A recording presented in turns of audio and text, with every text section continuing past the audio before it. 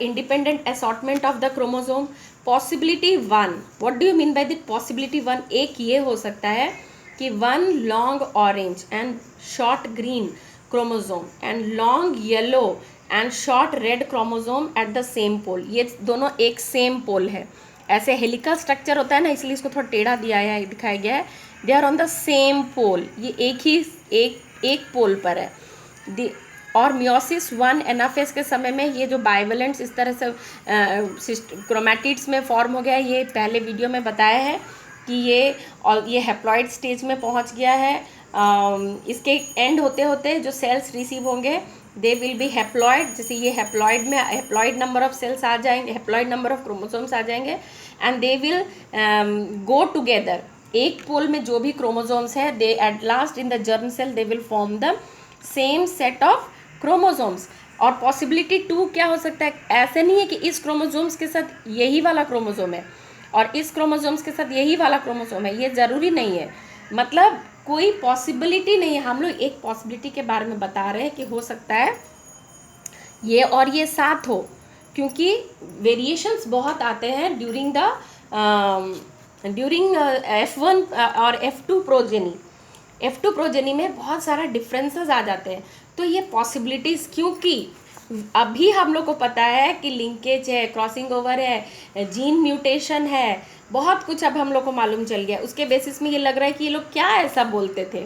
But now we understand that पहले अभी हम लोग को समझ में आ चुका है. Human genome projects and various studies on chromosome part has been done. तो अब लगता है कि हम लोग को आ रहा है. बट यहाँ पर क्या हो रहा है कि पहले जब कुछ भी नहीं पता चला था तब यही पता चलता था कि chromosomes are present on the same set of chromosome. मतलब एक सेट है क्रोमोसोम का जो सेम पोल में प्रेजेंट है और वो लास्ट तक भी उसी सेट में वो जा रहा है. एक पॉसिबिलिटी है. और वी कैन नॉट डिसाइड कि ये सेट और ये सेट दोनों एक साथ हमेशा जुड़े रहेंगे, क्योंकि कभी वेरिएशन भी दिखा.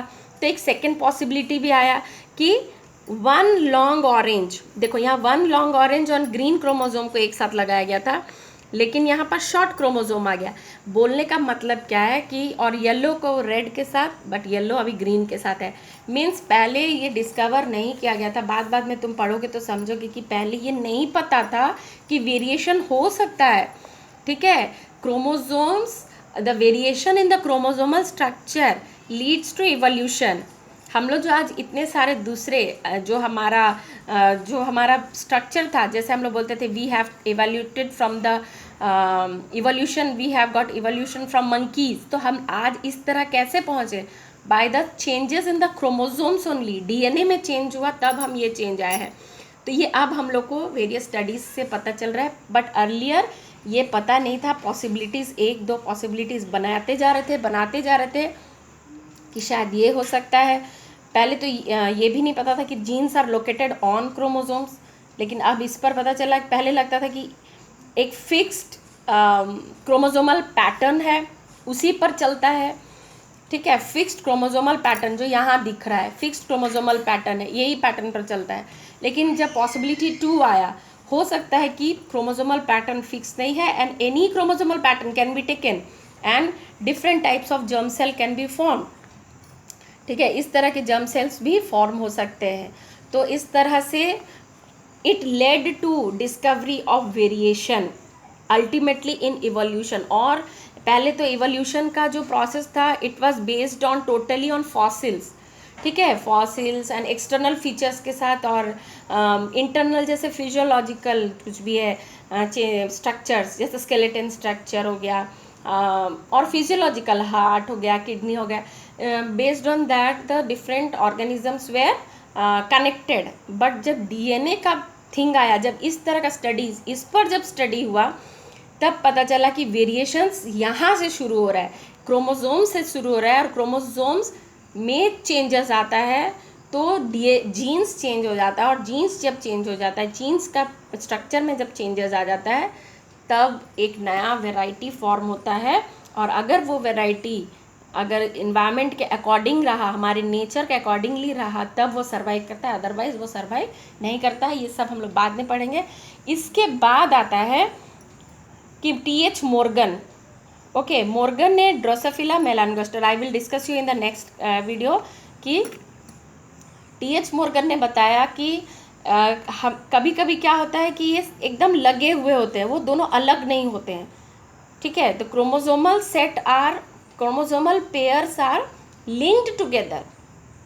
उसके वजह से फर्दर स्टडी हुआ कि उसके वजह से आया कि लेकिन उन्होंने जब देखा कि 9:3:3:1 के रेशियो में नहीं आ रहे थे अकॉर्डिंग टू मेंडल, तो उन्होंने बताया कुछ लिंक्ड होते हैं, कुछ रिकॉम्बिनेंट होते हैं।